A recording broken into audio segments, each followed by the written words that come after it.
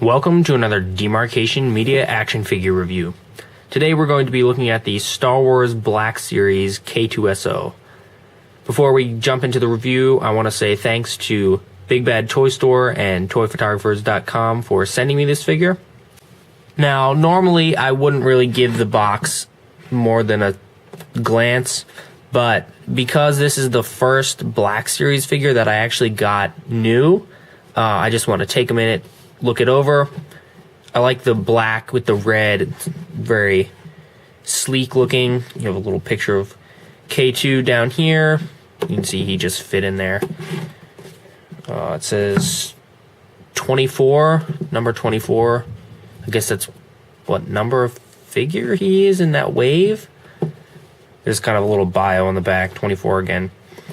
So yeah, it's pretty cool. Nice looking box. Just wanted to look it over since this was the first Black Series box I actually ended up with. So here is K-2SO himself. The first thing I want to talk about is his size. I was actually expecting him to be bigger for some reason. I don't know why, because his size is proper. There's a Black Series Stormtrooper, and you can see he's at least a head taller, which is how he should be.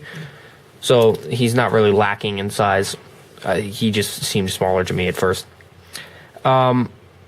This is actually the second version of K-2SO that the Hasbro put out in the Black Series.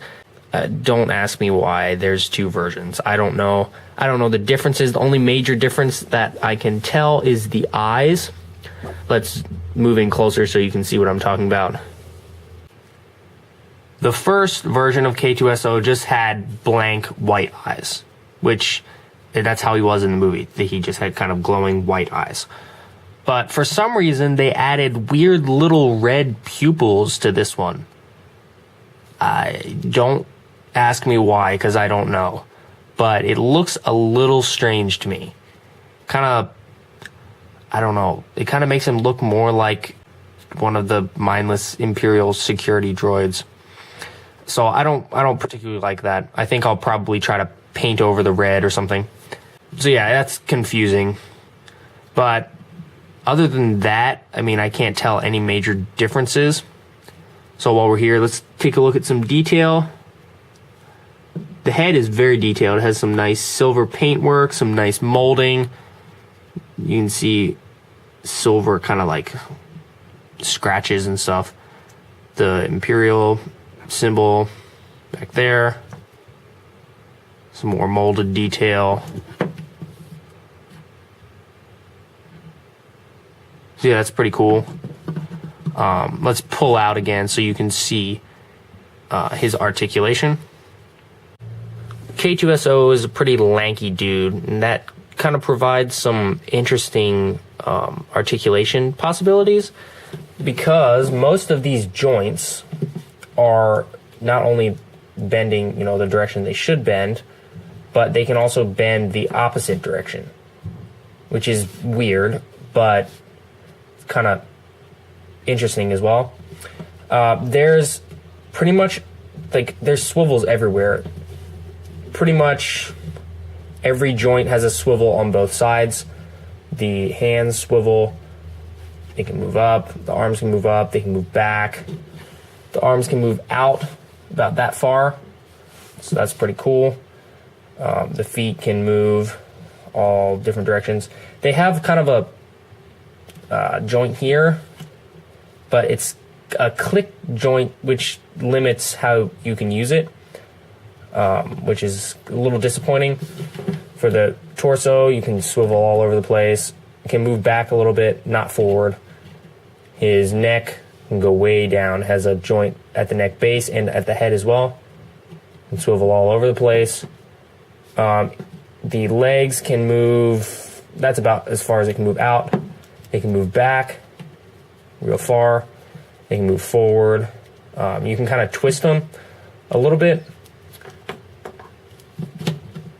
So yeah, it's got kind of Spider-Man level articulation, which is cool. I mean, obviously the ab crunch is not on par with Spider-Man, but he's not Spider-Man, so he doesn't need that. The only real issues are certain joints, like they're sort of half click joints, so they kind of click but they don't, which kind of makes some loose spots. Like with the hands, they can go up, but when you move them down to a certain point, they kind of flop around in between. The hip kind of has this, and then one of the knees has kind of the same problem. It just kind of moves freely in between the kind of semi-clicks, which is kind of weird. For being so tall and skinny and top heavy, he's fairly easy to balance. You can see I set him up like that with not much problems. But he can, be difficult to pose sometimes. And I've had him on a shelf, and he'll sometimes just randomly fall over. I don't know why.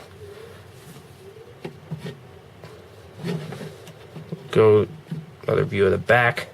The shoulder joints are really well hidden. I'm pretty impressed by that. So yeah, very cool figure. Let me zoom in so you can see some more of the molded and painted detail. There you can see kind of some little lights. There's lots of molded detail in there. See how hidden the joints are. Goes down, there's more molding, there's more paint. All the way down to the feet. In the back, you can see kind of some silver things in here. It's kind of weird. The hips seem to be different. You can see this side is a little more twisted forward, and the silver, whatever that is more visible than the other side. And you can't just like shift it and it pops out more. That's just how it's molded, which kind of has me confused a little bit. More molded detail. Yeah, very, very nice.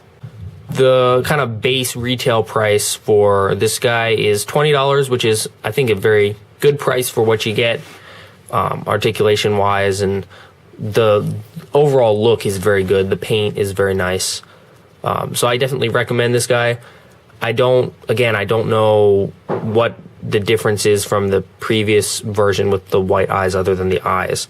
So I can't recommend the one over the other, except for the fact that the red pupils in the eyes do look strange. Other than that, it's a great figure. Thanks so much for watching. If you enjoyed this video, please leave a like and consider subscribing. And if you know the differences between the two K-2SO figures, please drop a comment down below. And I'll see you next time.